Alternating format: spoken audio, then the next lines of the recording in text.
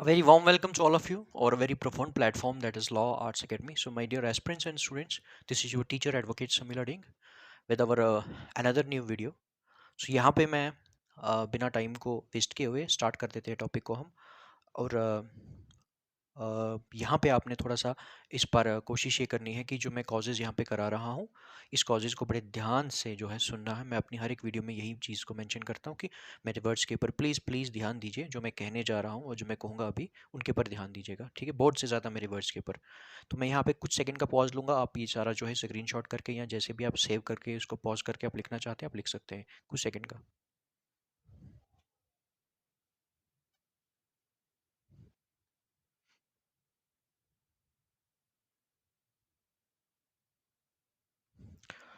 Okay, so without any sort of delay let's move on, start कर देते हैं। देखिए यहाँ पे हम बात करें पॉलिटिकल कॉज की, अगर हम बात करूँ पॉलिटिकल कॉज में सब्सिडी लाइन्स और डॉक्ट्रिन ऑफ लैप्स है। कि हम सभी जानते हैं कि मोस्टली अगर डॉक्ट्रिन ऑफ लैप्स की बात करें और सब्सिडी लाइन्स की बात करें, इन्होंने ये जो दो चीजें लाई, सब्सिडी लाइन्स और डॉक्ट्रिन ऑफ लैप्स को ब्रिटिशर ने जो लाया इंडिया में, ये क्या क्या सोच के इन्होंने जो इसको जो है लाया। देखिए आपने ध्यान में रखना है कि हमें ये सारा पता है, ठीक है कि सब्सिडी लाइन्स लाया तो ब्रिटिशर ने कहा कि भाई जो नेटिव्स रूलर्स होंगे वो अपनी खुद की कोई आर्मी नहीं रखेंगे और उनको जो ब्रिटिशर जो है ब्रिटिशर की आर्मी रखनी पड़ेगी और ब्रिटिशर की आर्मी को मेंटेन करना पड़ेगा। अगर वो मेंटेन नहीं कर पाता है, फेल्ड हो जाता है तो पेनल्टी होगी, पेनल्टी उनका एरिया ले लिया जाएगा। वट ये भी आपने सुना होगा। उनका एरिया लिया जाएगा कि कुछ पार्ट लिया जाएगा उनकी उनके टेरिटरी का, वो आप लोगों ने नहीं शायद ध्यान से कभी सुना। आप लोगों को यही लगता है कि शायद अगर वो फेल हो जाते हैं, मेंटेन नहीं कर पाते हैं आर्मी आर्मी को, या जो उसमें पर्टिकुलर प्रोविजंस जो रहेंगे सब्सिडी लाइंस के, अगर उसको फुलफिल नहीं कर पाते हैं तो उनकी जो है वो ले ली जाएगी। बट ऐसा नहीं था। Subsidy lines and doctrine of lapse कोई डायरेक्टली नहीं था। खासकर बात करें सब्सिडी लाइन्स की बात करें हम, ये बोथ जो थे, बोथ मैकेनिज्म्स थे, ये जो दो बोथ पॉलिसीज थी, इनको ब्रिटिशर ने कैसे डिवाइस किया, ये इनकी एक ही थिंकिंग थी कि पॉलिसी ऑफ एनेक्सेशन और पॉलिसी ऑफ एक्सपेंशन को बिलीव करते थे। और ये डायरेक्टली नहीं घुसे, इनडायरेक्टली घुसे। इन्होंने सबसे पहले क्या किया, इन्होंने सबसे पहले सब्सिडी लाइन्स को लाया, सब्सिडी लाइन्स को लाया, सब्सिडी लाइन्स के बाद फिर डॉक्ट्रिन ऑफ लैप्स को लाया। सब्सिडी लाइंस में मोस्टली क्या था, सब्सिडी लाइंस में मोस्टली एक चीज थी कि वहां मोस्टली क्या था कि सब्सिडी लाइन से भी पहले मैं जाऊंगा, थोड़ा सा आपने मेंशन करना है यहाँ पे, मैंने मेंशन किया हुआ है, आपने भी एग्जाम में मेंशन करना है कि सब्सिडी लाइंस की अगर हम बात करें तो इसको जो फ्रेंच कंपनी थी उनके डुप्लेक्स ने उसने जो है मोस्टली ये डिवाइस किया था, स्टार्ट किया था। उसके बाद इसी को आगे सब्सिक्वेंटली जो है जो ईस्ट इंडिया कंपनी के जो थे उन्होंने इसको आगे कंटिन्यू किया, डिवाइस किया, ठीक है। उसके बाद डॉक्ट्रिन ऑफ लैप्स की बात करें, हम सभी जानते हैं डलहौजी ने किया। अब ये तो हमें समझ आता है कि ये दोनों जो है उनके दो मैकेनिज्म थे ब्रिटिशर के, और किस मैकेनिज्म को इंट्रोड्यूस करना चाहते थे, पॉलिसी ऑफ एनेक्सेशन, एनेक्स करना चाहते थे इंडियन टेरिटरीज को। देखिए, बट इससे पहले क्या किया कि सब्सिडी लाइंस ले लीजिए कि स्टेजेस में किया, स्टेजेस में इन्होंने किया। सब्सिडी लाइंस की अगर मैं बात करूं तो सब्सिडी लाइंस से पहले उन्होंने क्या किया, उन्होंने क्या किया कि उन्होंने देखा because of their highly sophisticated we can say military and highly sophisticated military soldiers, highly sophisticated military skilled soldiers, military skilled generals उनके पास थे। And that was the main reason वो हर एक बैटल जीतते जाते थे, चाहे मराठास हो, चाहे वो मुस्लिम रूलर्स हो, चाहे वो हिंदू रूलर्स रहे हो, कोई भी ब्रिटिशर्स, हर एक वॉर जो है जीते गए। और जैसे ये वॉर जीत जाते थे उसके बाद ट्रिटी कंक्लूड करते थे। अब वो ट्रिटी क्या होती थी, ट्रिटी में हमेशा दो से ज्यादा के बीच में होता है in some sort of agreement, और we can say some sort of contract. So ये जब ट्रिटीज कंक्लूड करते थे नेटिव, हमारे नेटिव रूलर्स के साथ, प्रिंसेस के साथ, जैसे निजाम है, हम उनको बोलते हैं Nizam of particular area, Nawab of particular area, prince of particular area, या जैसे हम कहेंगे ये मराठास जो अलग अलग है, तो उनके साथ ये जब वॉर पहले जीत जाते थे और वॉर जीतने के बाद जो है वो ट्रीटीज करते थे। अब ट्रीटीज में मोस्टली प्रोविजन क्या होता था, ट्रीटीज जो एक्चुअली एक बहाना था। बहाना क्या था कि वो ट्रीटीज इतनी हार्श होती थी, जो हारने वाला है उसको लगता था कि नहीं ठीक हुआ।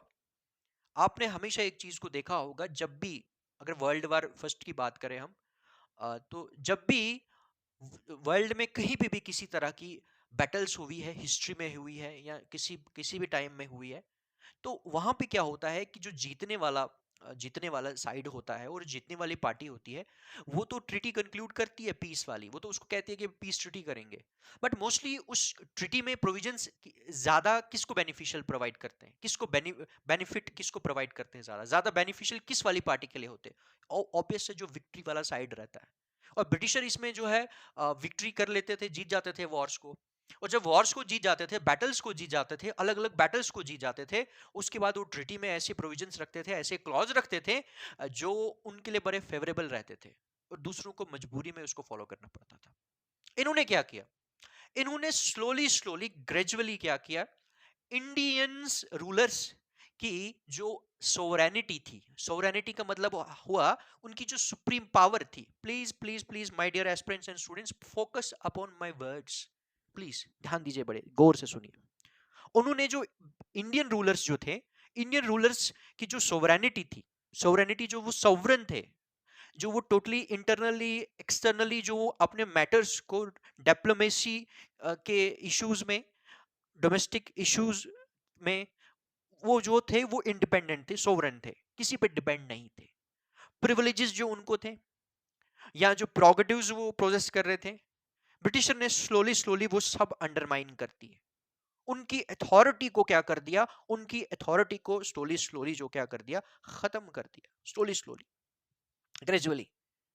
ट्रिटीज में क्या थे, ऐसे प्रोविजंस होते थे कि या तो इस पर्टिकुलर, जैसे एक एग्जांपल मैं दूंगा कि ट्रिटी यहां पे हुई थी, वहां पे आप ये मुझे बताइएगा, कमेंट में मेंशन कीजिएगा, कमेंट सेक्शन में मुझे बताइएगा कि किस बैटल में, बैटल के बाद, किस बैटल के आफ्टर मैथ में ये ट्रिटी हुई थी।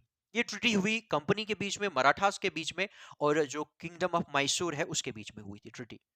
अभी जो ट्रिटी हुई थी, इस ट्रिटी में क्या हुआ कि इस ट्रिटी में या इसके अलावा और भी ट्रिटीज थी, जैसे सर जॉन ने वहां पे क्या किया था, यहाँ पे जो है सर जॉन ने यहाँ पे ट्रिटी की थी 1798 में।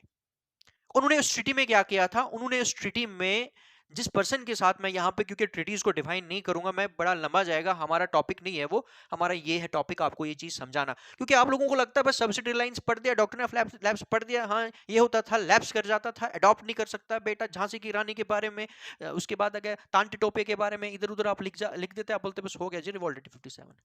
ठीक है, ऐसे बहुत सारे अभी महापुरुष आएंगे, मुझे लगता है कमेंट्स में वो बताएंगे सर आपने तो रानी लक्ष्मीबाई का जिक्र ही नहीं किया, आपने तो फलाने फलाने का जिक्र नहीं किया। ठीक है, तो मगर मोस्टली अभी मैं यहाँ पे इस तरीके से समझाऊंगा ना, आपको पता चलेगा कि एक्चुअली ये क्या था। आप लोग क्या करते हो, सिर्फ रूट मेमोराइज करके चेप के चले जाते हो, उसको लिख देते हो, चले जाते हो पेपर में, पेपर देने के लिए, अपने नोट्स पे प्रिपेयर करके पेपर देने के लिए चले जाते हो आप, मगर बेसिक कंसेप्ट पता ही नहीं चलता। इसीलिए यहाँ पे आपने देखना है कि वही चीज मैं यहाँ पे करवाऊंगा, सब्सिडी लाइंस और डॉक्टर ऑफ लैब्स। एक्चुअली जैसे यहाँ पे मैंने कहा था policy of ring fence, policy of ring fence, policy of ring fence क्या है?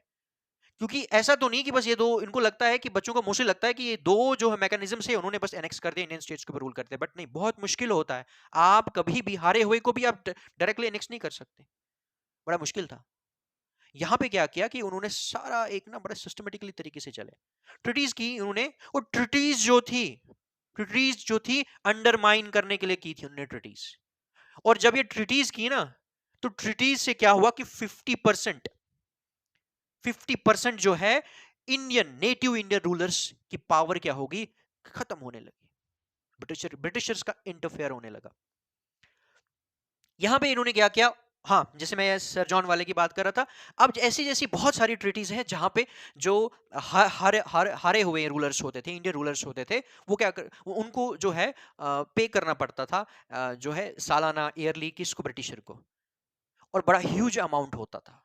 एरिया देना पड़ता था ब्रिटिशर्स को, कुछ ब्रिटिशर्स की रिस्ट्रिक्शंस लगी थी उनके ऊपर। और कहने का मतलब यह है कि जहां पे 100% उनके पास पावर थी, उन 100% पावर्स को एक साथ उन्होंने खत्म नहीं किया, एक साथ उनको हटाया नहीं, क्या किया, स्लोली, पहले 10% पावर को खत्म किया, 20%, 30%। बट जहां तक ट्रिटीज की बात करें हम, ट्रिटीज में तो उन्होंने बिल्कुल बेड़ा गर्क कर दिया। ट्रीटीज से क्या हुआ कि मैंने वही कहा कि अंडरमाइन हो जाता है, ट्रीटीज से मोस्टली क्या हो जाता है, अंडरमाइन, खोखला हो जाता है एक किंगडम। क्योंकि किंगडम के पास जब सोवरेनिटी ही नहीं रहेगी, एक सोवरेन किंग के पास जो है सोवरेनिटी ही नहीं रहेगी, वो एक्सटर्नल अफेयर्स में इंडिपेंडेंट ही नहीं होगा, ब्रिटिश ब्रिटिश का इंटरफेरेंस होगा, तो वहां पे तो वो वो तो बड़ी, जिसको हम कहेंगे बड़ा, वो एक किस्म का वो कोलैप्स करने की कगार पे है उसका किंगडम। अब मेरी बात समझ रहे हैं कि नहीं, आर यू गेटिंग मी? तो ट्रिटीज को जब आप भी पढ़ोगे ध्यान से, जब भी आपका सिलेबस में कोई और टॉपिक आएगा, तो ट्रिटीज आप जितनी भी पढ़ोगे, जहां पे यहाँ पे मैं पर्टिकुलर कुछ ट्रिटीज मैंने मेंशन की हुई है, इंपॉर्टेंट ट्रिटीज है, आपको पढ़नी चाहिए। जब ये ट्रिटीज आप पढ़ोगे ना, आपको पता चल जाएगा। और पढ़नी क्या है, आपके करते डेट्स याद रखते हो सिर्फ, नहीं, ट्रिटीज को समझो। मैंने आपको बताया था history is not all about to recall the story, story नहीं है आपको कोई रिकॉल करना है, history is all about to comprehend, उसको अंडरस्टैंड करना है।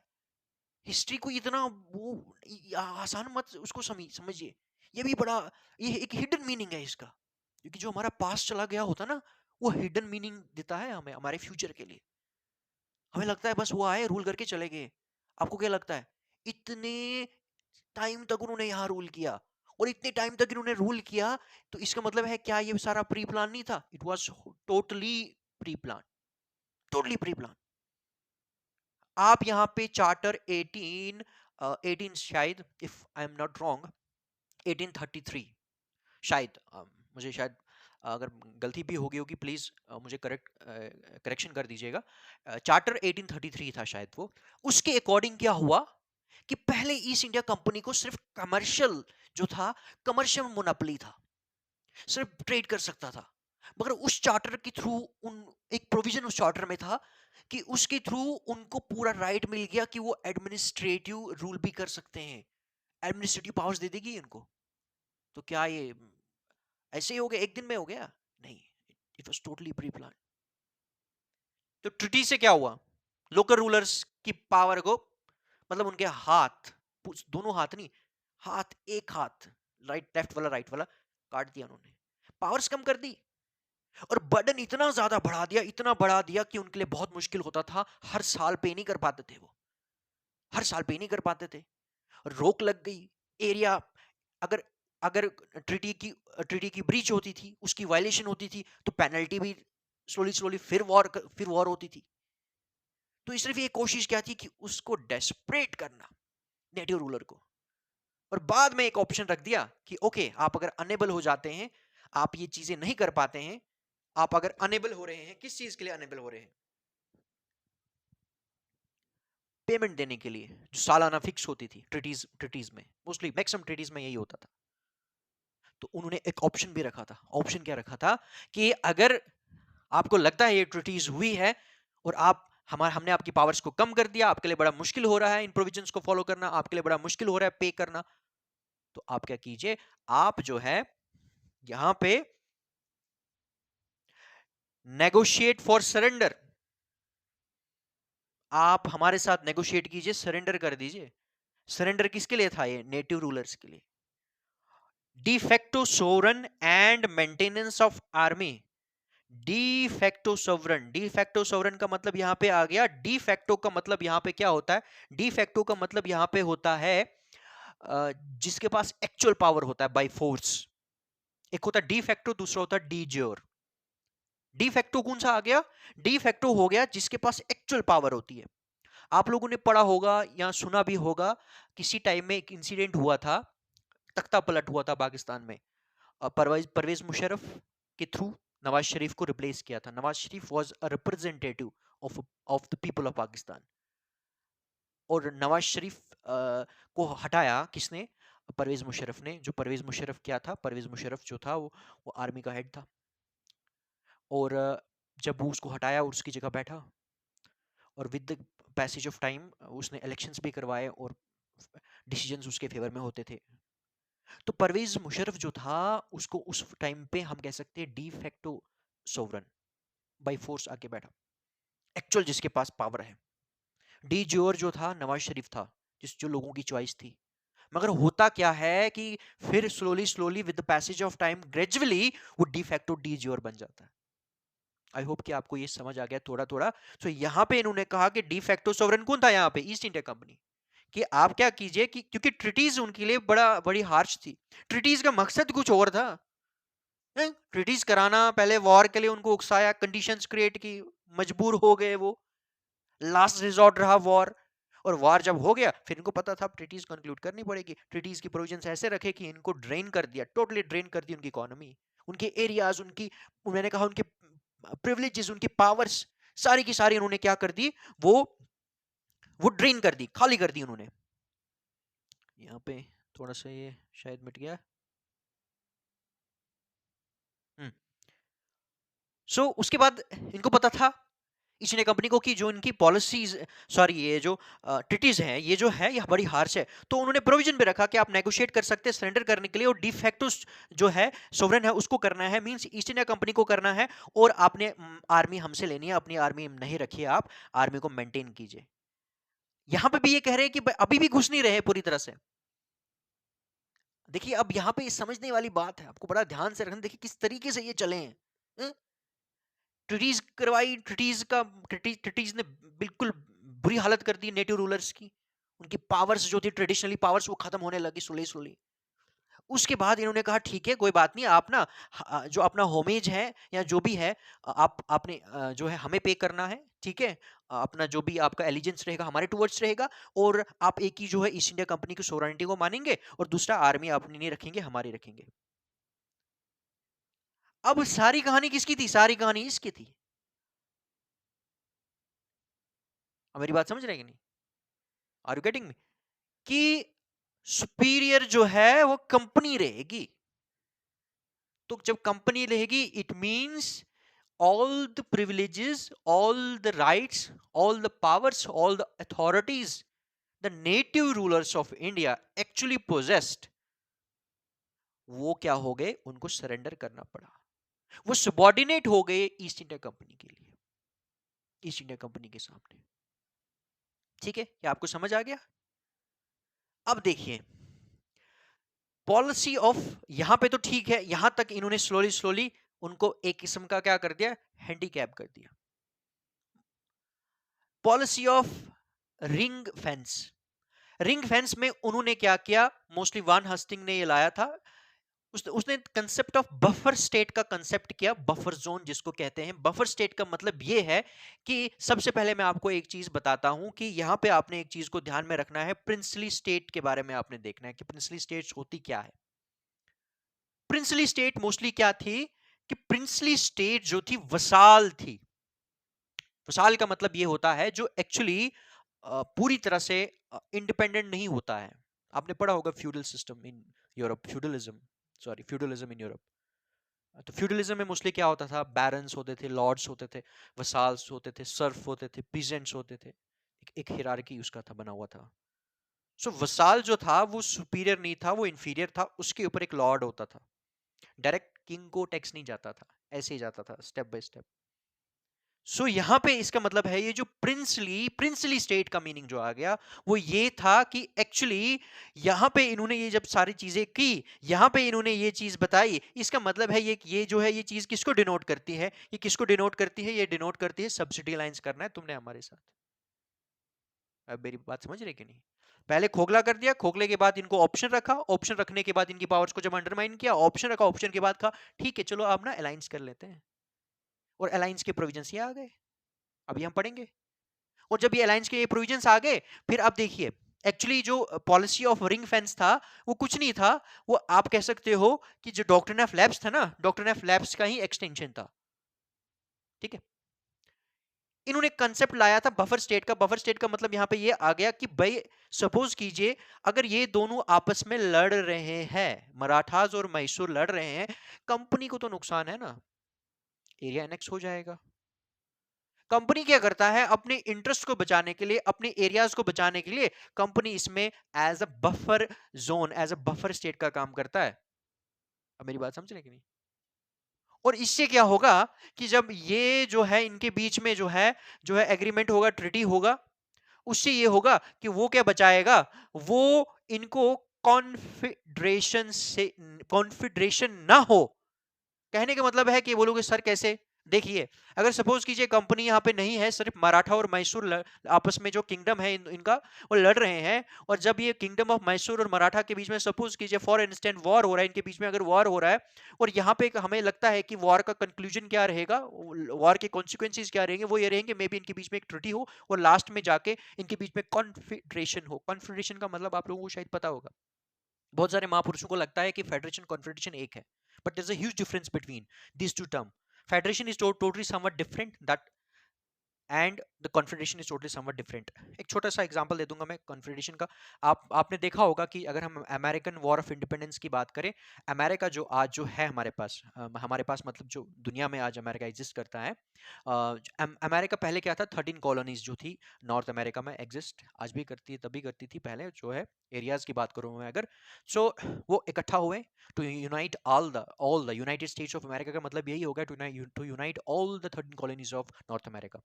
अब जब वो सारे यूनाइट हुए ना, तो उससे पहले क्या था, उससे पहले ये था कि वो उनके बीच में ना कॉन्फेडरेशन था। कॉन्फेडरेशन का मतलब होता है कि इकोनॉमिकली, सिक्योरिटी के रीजन से, डिफेंस के रीजन से, ट्रेड के रीजन से, आपने कुछ एग्रीमेंट बनाया हुआ है, आपने एक अलायंस बनाया हुआ है, उसको कॉन्फेडरेशन कहते हैं। और confederation is always a first step towards federation, और फिर होते होते जो है वो फेडरेशन में बन आ जाते हैं। तो फेडरेशन का टॉपिक किसी और दिन पढ़ेंगे हम। तो यहाँ पे इसीलिए कि भाई इनको मैं रोकूं, है? एक तो मेरा इंटरेस्ट जो है खतरे में पड़ेगा, और एरिया भी उसको बचाने के लिए, तो यहाँ पे इसने जो है ये चीज लाई, इसी को कहते हैं पॉलिसी ऑफ रिंग फेंस। तो ये सब एक्चुअली क्या था यहाँ पे, कि जितने भी गवर्नर जनरल्स थे ना, आप ये कह सकते हो जैसे आपने पढ़ा होगा प्रॉक्सी वॉर्स पढ़ा होगा, है? जो भी आजकल दुनिया में मतलब जो भी वॉर जोन एरिया जो कहीं पे भी है, आपने देखा होगा वहां पे एक्चुअली कोई पर्टिकुलर जो स्टेट है वो ओपनली कहती नहीं है कि मेरा पार्टिसिपेशन है इस वॉर में, मगर उनका होता है। तो उसी को हम प्रॉक्सी वॉर कहते हैं, कि एक्चुअली बंदा प्रेजेंट, फिजिकली प्रेजेंट नहीं है, मगर एक्चुअल में है उसकी इन्वॉल्वमेंट। तो यहाँ पे क्या था कि जितने भी गवर्नर जनरल्स थे वो एक्चुअली इन्वॉल्व थे इनमें। सो यहाँ पे मेरे कहने का मतलब है कि यहाँ पे क्या हुआ कि इन्होंने क्या किया, कि इन्होंने जब ये सिस्टम लाया, ये वाला सिस्टम लाया बफर स्टेट का, कि भाई आपने क्या करना है, ये यहाँ पे आपने क्या करना है, एक बफर जोन बनाया जाता था कि अब आपके बीच में वॉर हम होने नहीं देंगे, क्योंकि इनको प्रिवेंट करता था किसी भी अलायंस, इनके बीच में अलायंस ना हो किसी भी सॉर्ट का। वसाल का मैंने आपको बताया कि वसाल जो हमेशा सबॉर्डिनेट था किसका, यहाँ पे आपने ध्यान में रखना है कि सुजेरेनिटी ऑफ कंपनी, सुजेरेनिटी ऑफ कंपनी का मतलब यह आ गया कि under the control and management and protection of east India company. और नियर अबाउट 562 उस टाइम में अप्रोक्सीमेटली, कोई इससे ज्यादा भी हो सकते हैं, थोड़े बहुत कम भी हो सकते हैं, स्टेट्स, प्रिंसली स्टेट एग्जिस्ट कर लेते हैं। सो ईस्ट इंडिया कंपनी ने उनको क्या कर दिया कि भाई तुम सबॉर्डिनेट रहोगे, इंडिपेंडेंट नहीं रहोगे। और जब ये सबॉर्डिनेट रहे, मैंने वही कहा कि पॉलिसी ऑफ रिंग फेंस के थ्रू ये वसाल थे। देखिए द कंसेप्ट ऑफ वसाल आपको समझना है यहाँ पे, कि वो खुद इंडिपेंडेंट नहीं है, वो किसी के अंडर है। और किसके अंडर है, कंपनी के अंडर है। कंपनी उसको प्रोटेक्शन दे रहा है कि ठीक है भाई मैं बफर स्टेट हूं, या बफर जोन क्रिएट किया, हाँ, ताकि अपने इंटरेस्ट और टेरिटरीज को बचाने के लिए या आपस में लड़े, चलो एग्रीमेंट करते हैं। बट इनको समझ ही नहीं आता था कि जो ट्रिटीज कंक्लूड करते थे मोस्टली, वो ट्रिटीज एक्चुअली क्या कहानी क्या थी, उसके पीछे गेम क्या थी, उसके पीछे साजिश क्या थी।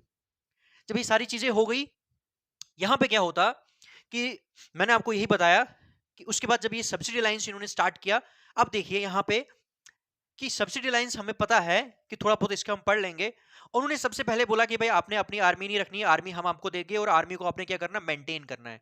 और अगर आप आर्मी को मेंटेन नहीं कर पाते हैं तो आपका सिर्फ एक एरिया लिया जाएगा, part of their territory, not the kingdom in itself. तो ध्यान में रखेगा इस चीज को, लिखने लिखने का आप भी बड़ा मैटर करता है वहां पे, कि पेनल्टी एज ए पेनल्टी होती थी। और दूसरा वहां रेजिडेंट डाला जाता था, कि भाई सब्सिडी लाइंस साइन कर दिया, और साइन करने के बाद जो है मैंने वही कहा ऐसे जा रहा है, यहाँ से ये चीजें आई, मजबूर हो गए, फिर अलायंस में आ गए। अलायंस में फिर ये वाला समझो, ये this was some sort of a conspiracy है। उनको एक किस्म का लड्डू जैसा दिया, कहा ठीक है भाई आपस में लड़ो मत। असली कहानी कुछ और थी ब्रिटिशर्स की, वो क्या करना चाहते थे। और उसके बाद वो हमें सामने नजर आए डॉक्टर ऑफ लैब्स के थ्रू। अब इन्होंने कहा ठीक है भाई, आर्मी हम तुम्हें देंगे, और आर्मी को तुमने मेंटेन करना है, और नहीं कर पाओगे पेनल्टी होगी। और दूसरा ये है कि आप लोगों पर एक एक चीज वहां दी उन्होंने, उन्होंने कहा भाई हम तुम्हारे इंटरनल डोमेस्टिक मैटर में इंटरफेयर नहीं करेंगे, डोमेस्टिक अफेयर्स में नहीं करेंगे। तो वो खुश हो गए बड़े, उन्होंने कहा ठीक है यार, चलो कुछ भी है तो कुर्सी तो बची रहेगी। यहां पे इन्होंने ये भी कह दिया कि भाई अगर झगड़ा होता है बाकी स्टेट्स के साथ, तुमने कोई डिसीजन नहीं लेना, डिसीजन हम लेंगे, और डिसीजन में जो होगा तुमने मानना है, उसको एक्सेप्ट करना है, और तुम्हें हमें मानना पड़ेगा कि हम सुप्रीम है। वही चीज आ गई, तुम सबॉर्डिनेट हो, तुम वसाल हो, हमारे अंडर हो, तुम हमारे कंट्रोल में हो, हमारे ये इन्फ्लुएंस में हो। फॉरेन अफेयर्स कि इंटरनली इंडिपेंडेंट हो मगर बाहर किसी के साथ कोई वॉर, कोई ट्रिटी, कोई डिप्लोमेसी रिलेशन नहीं रख सकते। तो आ गया ना, सोवरेनिटी तो लैक करता था ना वहां पे। सोवरेनिटी का मीनिंग क्या होता है? जब इंटरनली एक्सटर्नली आप इंडिपेंडेंट होते हैं। और ये तो यहाँ पे तो वही चीज लैक कर रही थी, सोवरेनिटी ही लैक कर रही थी। Are you getting me? यहां पे आपने इस चीज को ध्यान में रखना है कि यहाँ पे जो है, उनको एक चीज तो कहा कि भाई हम तुम्हारे इंटरनल अफेयर्स में नहीं करेंगे, इंडल्ज नहीं होंगे, पार्टिसिपेट नहीं कोई करेंगे, कोई इंटरफेरेंस नहीं करेंगे। बट ये भी साथ में कर देगा भाई एक्सटर्नल में हम रहेंगे, एक्सटर्नल मैटर्स में हमारे बिना कुछ नहीं करना है तुमने। और दूसरा, किसी भी यूरोप के किसी भी, और खासकर फ्रेंच मैन को आपने एम्प्लॉय भी नहीं रखना है, उनके साथ कोई ट्रिटी भी नहीं करनी, वॉर भी नहीं करना, कुछ भी नहीं करना है। तो मुझे बताइए किस तरह का सोवरन था वो तो सोवरन ही नहीं था, that was just a vassal. Even की not that much vassal, vassal से भी बुरी, बहुत सबॉर्डिनेट हो चुकी थी, उनकी पावर सी खत्म हो गई थी। इसी को कहते हैं डिस्प्लेसमेंट ऑफ, और ओल्ड रूलिंग को डिस्प्लेस कर दिया उन्होंने, ओल्ड रूलिंग को डिस्प्लेस कर दिया। ये भी हो गया, ठीक है, बिल्कुल मेंटेनेंस। अब जो रेजिडेंट इन्होंने रखा, मैंने आपको बताया था रेजिडेंट मोस्टली क्या होता है उसकी, वो हमेशा उनके हर मैटर में इंटरफेयर करता था, हर एक मैटर में। रेजिडेंट था वो मोस्टली उनके हर एक मैटर में इंटरफेयर करता था, उनके हर एक मैटर में। मैटर मतलब यहाँ पे आगे जुडिशली हो या कोई भी किसी भी की अपॉइंटमेंट हो, एडमिनिस्ट्रेटिव मैटर हो, कोई भी उसमें हो, उनका उसका हमेशा इंटरफेरेंस रहता था। देखिए यहाँ पे एक चीज आपने समझनी है कि जो सारी कहानी इन्होंने यहाँ से स्टार्ट की, इसको इसको बड़े ध्यान से सुनिए आप। उसके बाद सब्सिडी लाइंस लाए उन्होंने। देखिए आप ये गेम समझ रहे हैं उनकी सारी की सारी। अब यहां पे उन्होंने क्या किया एक्चुअली, ये सब्सिडी लाइंस जो था ना, ये ट्रोजन हॉर्स स्ट्रेटजी थी। देखिए मैं पहले यहां पे मेंशन कर चुका हूं कि अगर कहीं पे कोई टंग स्लिप होता है या कोई टंग स्लिप होता है मेरे से, या कहीं पे कोई स्पेलिंग मिस्टेक होती है, प्लीज़ उसको इग्नोर करिएगा, आप खुद करेक्शन कर दीजिएगा, क्योंकि ये छोटी मोटी माइनर मिस्टेक्स होती रहती है। नो इश्यूज़ है, आपने मेरे लेक्चर वर्ड्स के ऊपर ध्यान देना है, ठीक है? तो अगर कहीं पे कोई स्पेलिंग मिस्टेक है उसको खुद करेक्ट कर लीजिएगा, कोई इशू नहीं है, नो इश्यूज़। अब यहाँ पे ट्रोजन हॉर्स क्या है, ये किस चीज़ के लिए फेमस है, इसकी स्टोरी क्या है? शायद आप लोगों ने एक मूवी देखी होगी, आई डोंट नो कि आपने देखी होगी नहीं देखी होगी, ट्रॉय मूवी है एक, और एक्टर एक बॉलीवुड के हैं, आप शायद जानते होंगे उनको, ब्रैड पिट। और वो एक मूवी में उन्होंने एक्ट किया था, ट्रॉय मूवी में। और उस मूवी में मोस्टली क्या था, that movie was Holi based upon Greek mythology. और उसमें क्या था कि एक जो ट्रोजन हॉर्स है, ट्रोजन हॉर्स एक्चुअली क्या है, एक वुडन हॉर्स है। और ये जो वुडन हॉर्स है, इसका काम क्या था, उन्होंने बनाया क्यों था, वो जिस महल के अंदर घुसना चाहते थे, उस महल के अंदर जो वो घुसे, उन्होंने वो ट्रोजन हॉर्स जो है वहां पे बहुत बड़ा बनाया, ह्यूज, एक जाइगेंटिक ट्रोजन हॉर्स। और अंदर गए तो लोग, उन्होंने गेट खोल दिया। और गेट क्यों खोला? क्योंकि उन लोगों के लिए जहां पे वो घुसना चाहते थे, उन लोगों के लिए वो जो ट्रोजन हॉर्स था बड़ा एक किस्म का सैंबल था, किसका? पीस का था। तो उनको लगा, उन्होंने वेलकम किया उसका। और जैसे वो अंदर गया तो उसके बाद जो कुछ टाइम के बाद जो है, उसके अंदर जो थे वो सारे के सारे जो है वो सिपाही उस वुडन हॉर्स के अंदर जो थे वो घुसे हुए थे, छुपे हुए थे, और वो निकले, उन्होंने हमला किया। ठीक है, स्लोली स्लोली कैसे अंदर घुसे, वही ट्रोजन हॉर्स स्ट्रेटजी ब्रिटिशर ने की, स्लोली स्लोली यहां ट्रिटीज से खोखला कर दिया। उसके बाद ये ऑप्शन रखा, वसाल का स्टेटस बना दिया जो प्रिंसली स्टेट्स थी। और वसाल का स्टेटस बनाने के बाद यहां पे उन्होंने ये कह सकते हो पॉलिसी ऑफ रिंग फेंस लाया, और सब्सिडी लाइंस के रूप में और भी चीजें, बहुत सारी चीजें की। और सब्सिडी लाइंस की बात करते हैं, एक स्ट्रेटजी थी उनकी, डायरेक्टली मैंने वही कहा, नहीं घुस सकते थे। रेजिडेंट डाल दिया ना यहाँ पे, आपने ध्यान में रखना है, यहाँ पे रेजिडेंट आ गया ना, घुस गया अंदर, डायरेक्टली नहीं घुस सकते थे। देखिए वही मैं कह रहा हूं, बड़े ध्यान से सोचे समझिए, मैंने यू हैव टू एंटर ये sorry apprehend and comprehend the history rather recall it like a story. अब यहां पे क्या हुआ कि यहां पे इन्होंने क्या किया, इन्होंने ये जो सिस्टम लाया सब्सिडी लाइंस, ठीक है समझ आ गया। अब डॉक्टर एफ लैब्स की बारी थी, सब्सिडी लाइन समझ पता चल गया कि भाई क्या कहानी है। As I told you, it was like a Trojan horse strategy. अब असली गेम क्या थी यहाँ पे, डॉक्टर एफ लैब्स। हमने अवध के बारे में पढ़ा था, तो सब्सिडी लाइंस हुआ पहले, उसके बाद होते होते फिर डॉक्टर एफ लैब्स। अब देखिए यहां पे इस चीज को बड़े ध्यान से समझिएगा। डॉक्टर एफ लैब्स जो है एक्चुअली वो क्या है, doctrine of lapse concept to the effect. Doctrine of lapse actually क्या है, कंसेप्ट है, ब्रिटिशर का बनाया हुआ एक कंसेप्ट है, एक मैकेनिज्म है, एक डिवाइस है। यहां तक तो ठीक है, सब्सिडी लाइन समझ आ गया, अभी तक हमें कहानी समझ आ गई उनकी।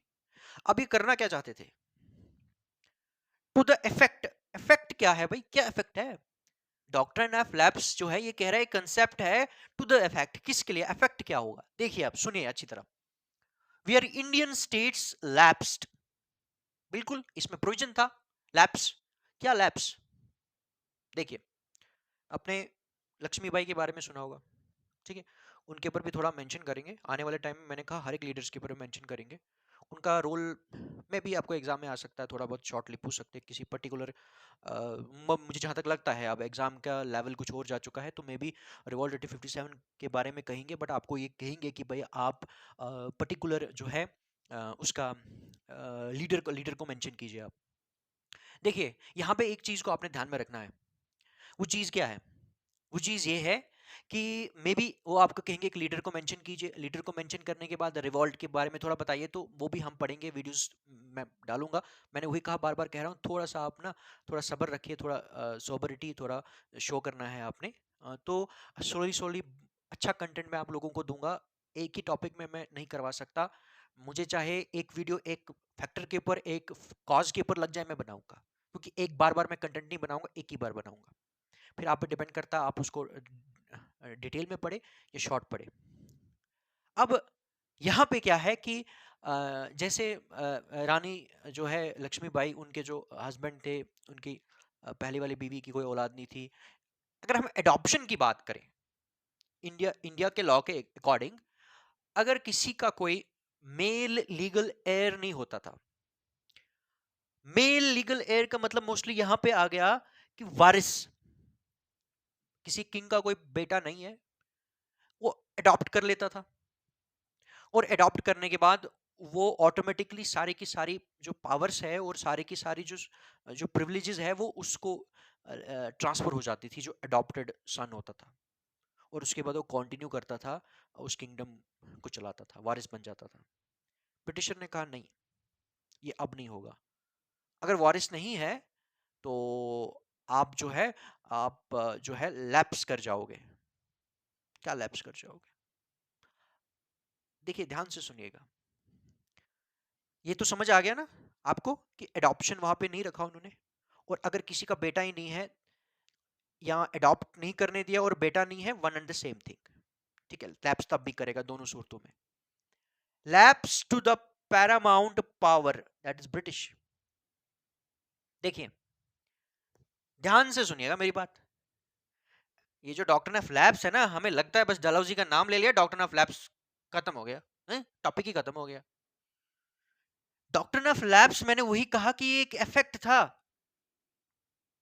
किसके लिए इफेक्ट था, इन्होंने पहले वसाल बना लिए थे सब्सिडी लाइंस के थ्रू इनके साथ ट्रीटी करके, और उसके बाद इन्होंने कहा कि भाई अगर तुम लोग, और दूसरा वसाल बनाने के बाद ये जो है ये क्या हो चुके थे, ये वसाल बन चुके थे, तो एक्चुअली इनके अंडर थे, इनके इन्फ्लुएंस में थे, सबॉर्डिनेट थे, ये मान चुके थे, एक्नॉलेज कर चुके थे, ब्रिटिश की सुप्रीमेसी को मानते थे, उसको इंफीरियर थे, इंडिपेंडेंट नहीं थे, सोवरेन नहीं थे, सोवरेनिटी लैक कर चुके थे, एक्सटर्नल इंटरनली वो नाम के थे।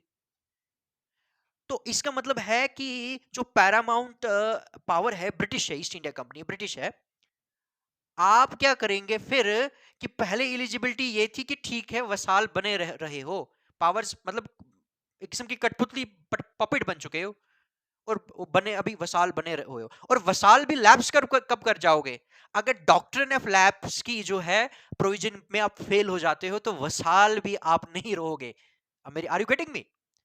वसाल रहे, प्रिंसली स्टेट बन के रहे, और मैंने वही कहा प्रिंसली स्टेट जो है वसाल है, वसाल मतलब इंडिपेंडेंट नहीं है उसके कंट्रोल में, अंडर द सुजेरिनिटी ऑफ कंपनी, क्योंकि उसको आप इसकी सुप्रीमेसी को मान रहे हो। और जब ये चीज हो गई तो उसके बाद यहां पे ये कहता है कि फिर इन्होंने असली गेम खेली डॉक्टर ऑफ लैब्स के थ्रू। इन्होंने कहा कि ठीक है आप हमारे ही अंडर हो। देखिए कैसे आहिस्ता आहिस्ता लिया, मतलब पहले क्या किया, पहले उनसे चीज छीन ली आहिस्ते से आहिस्ता, फिर उसके बाद उनको जो है आहिस्ते से आहिस्ता पूरी तरह से डायरेक्टली नहीं छीनी, मतलब एक चीज छीनी, उसके बाद कहा कोई बात नहीं आप बैठिए हम आपको कुर्सी देते हैं। फिर उसके बाद में कहा आप कुर्सी से उठा के फेंक नहीं सकते थे, वाई? बिकॉज लॉयल्टीज थी, लोकल लॉयल्टीज थी लोगों के साथ, नेटिव रूलर्स को ऐसे थोड़ी हटा सकते थे वो। सो उन्होंने क्या किया कि उन्होंने कहा ठीक है अगर तुम एडॉप्शन वाला और डॉक्टर ऑफ लैप्स का वो जो प्रोविजन है कि बेटे को आप, जो आपका बेटा नहीं है, वारिस नहीं है, लैप्स कर रहे हो आप, डॉक्टर ऑफ लैप्स के प्रोविजन को में फेल हो रहे हो, अडॉप्ट नहीं कर सकते आप, तो तब क्या होगा कि इसका इफेक्ट ये होगा कि जो इंडियन स्टेट्स है अगर वो लैप्स कर जाती है, फेल हो जाती है डॉक्टर ऑफ लैप्स में, तो तब क्या कर लिया जाएगा, तब ब्रिटिशर के पास कोई चारा नहीं है, वो एनेक्स कर लेगा आपके एरिया को। सो देखिए किस तरह से the game of British annexed India, Indian territories, East India Company annexed Indian territories was actually played। किस तरह से इस गेम को खेला गया।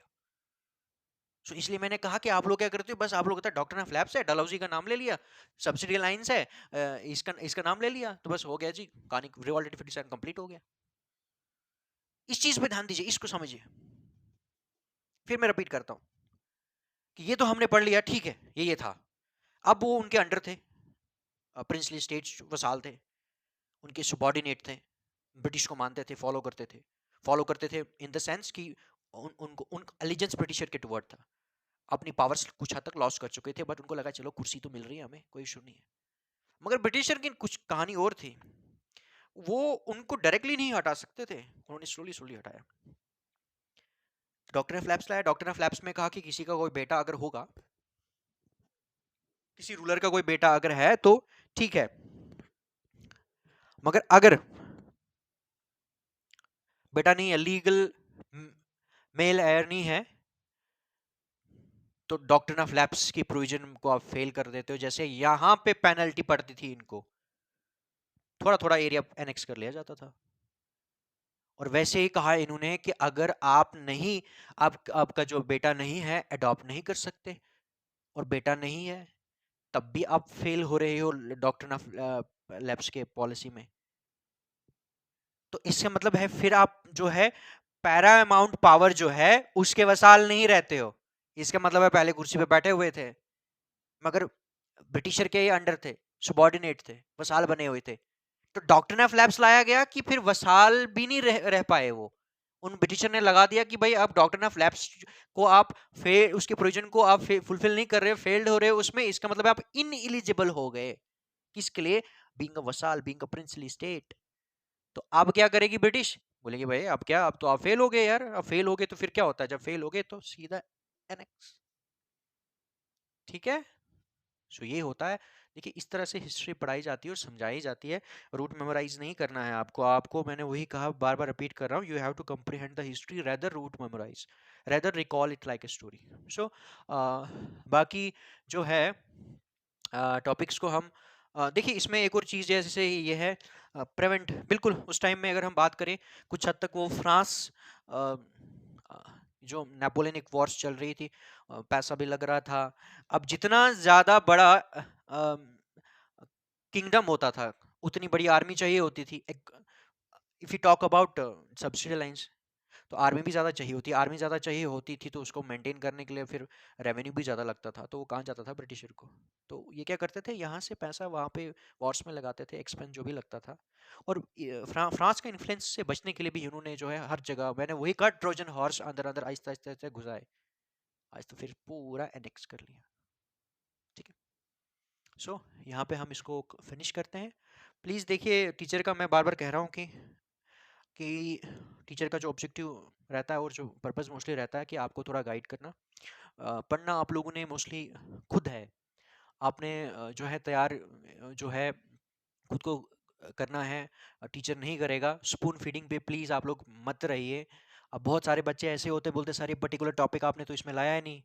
ये चीज़ आपने मेंशन ही नहीं की। देखिए अगर आपको पता है तो फिर बहुत अच्छी बात है। अगर आपको पता चल गया, जैसे बहुत सारे मैंने देखे हुए आपके जो हम्बल एनोटेशंस एंड जो मैसेज जो कमेंट्स होते हैं उनमें ये चीज़ें होती है कि अगर मैं कोई टॉपिक पढ़ा रहा हूँ तो बच्चे कहते हैं नहीं सर ये वाला मेंशन ही नहीं किया, इनकम्प्लीट टॉपिक है। देखिए अगर आपको एक टॉपिक याद आया तो ठीक है, आप उसको पढ़िए ना। तो टीचर को कितना पढ़ाएगा टीचर आपको? मैं तो कह रहा हूँ कि ये मैं कम करने की कोशिश कर रहा हूँ, फिर भी देखिए अभी तक ये वीडियो इतना मुझे लगता है काफ़ी हमारा वीडियो ये मोस्टली जो बन रही है हमारी वीडियोज़ वो बड़ी लंबी बन रही है, इसकी भी लंबी बन गई हमारी वीडियो। तो यहाँ पे आप ये देखिए कि एक टॉपिक को ही अभी मैंने फैक्टर्स को ही डिस्कस किया क्योंकि मुझे पता है बार-बार जो मैं नहीं आऊँगा ना, कंटेंट बार-बार तो नहीं बनाऊँगा ना, ये सफिशिएंट रहेगा हर एग्ज़ाम के लिए आपके लिए। यूपीएससी का हो, एसएसबी का हो, पीएससी का हो। फिर आप पे डिपेंड करता है आप कितना पढ़िए। तो जो कोई भी नॉलेज होता है तो उसकी लिमिट नहीं होती। रिवॉल्ट 1857 के ऊपर तो बहुत सारे इनके यूरोप के लोगों ने उसके ऊपर बुक्स लिखी हुई है, उनके व्यूज़ रिवॉल्ट 1857 के थ्रू। हिस्ट्री में तो कोई हिस्ट्री के अलावा तो हर दिन जो है चीज़ें नई-नई रिसर्चेज़, नई-नई चीज़ें ऐड होती रहती है। सो अब मैं सारा अगर पढ़ाने लग जाऊँ तो एक एक उम्र भी इंसान की कम पड़ जाएगी किसी सब्जेक्ट को पूरा डेप्थ में जाने के लिए। इसलिए जो भी एफर्ट एक टीचर दे रहा है आपको अप्रिशिएट करना चाहिए। और आप ऐसा नहीं होगा स्पून फीडिंग ये आपको लगता है कि बस टीचर पढ़ा रहा है 20 मिनट 30 मिनट में 40 मिनट में, बस मुझे कुछ करने की जरूरत नहीं है, घर में उसको सुनूंगा टीचर को बस आगे चलती बनेगी कहानी। नहीं, प्लीज ऐसा मत कीजिए। स्पून फीडिंग पे मत रहिए। आप थोड़ा खुद भी टास्क कीजिए, टीचर का लीजिए, बाकी अगर खुद का भी थोड़ा करते हैं वो भी कंटेंट लीजिए। वो दोनों कंटेंट मिला के आप फिर उसके बाद करना तो आपने ही है, ठीक है। 70% आपने करना, 30% टीचर करेगा, ठीक है। तो यहाँ पे मैं फिनिश करता हूँ। So bless you all and bye bye and take care, bye.